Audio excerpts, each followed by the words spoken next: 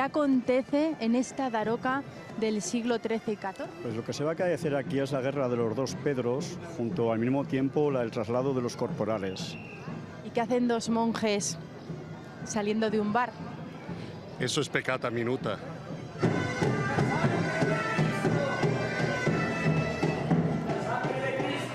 Este es un lugar santo. Aquí se guarda la sangre de nuestro Señor el Altísimo. ¿Qué hace aquí vuesa merced? Pues venimos a asistir a un gran milagro. La burra que trae los corporales ha venido hasta Daroca y ha sido aquí donde ha decidido ella parar y que sea depositaria de los sagrados corporales. Esto que me cuenta usted es una historia del siglo XIII, pero en el siglo XIV, ¿o qué ocurrió? Pues los castellanos habían preparado muchas armas de asedio, cañones y catapultas que estaban asediando nuestras murallas. El caballero misterioso del Águila Blanca, junto con una tropa de almogávares, fue allí y destruyó las máquinas. Como contestación, los castellanos crucificaron con dos lanzas a varios almogávares y hubo un desafío entre el capitán de los castellanos, el caballero de la pluma verde, contra el caballero del Águila Blanca.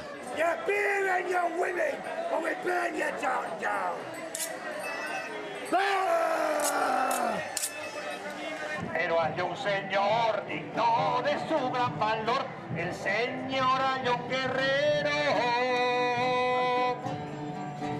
Poderoso y justiciero, es Rodrigo de Vivar, nuestro señor.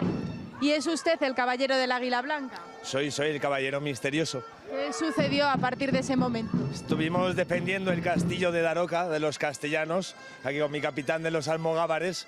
Bajamos las murallas, destruimos la maquinaria de asedio y los pillamos desprevenidos.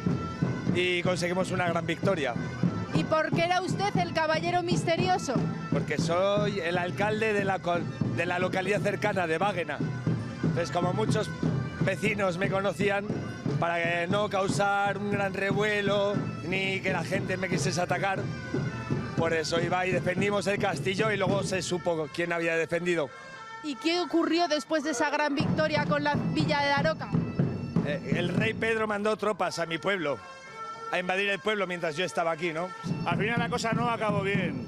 Estuvieron más de un año de sitio en la fortaleza de Váguena. Las tropas defendieron con fuerza y con valor, pero finalmente cayó el alcalde y la ciudad.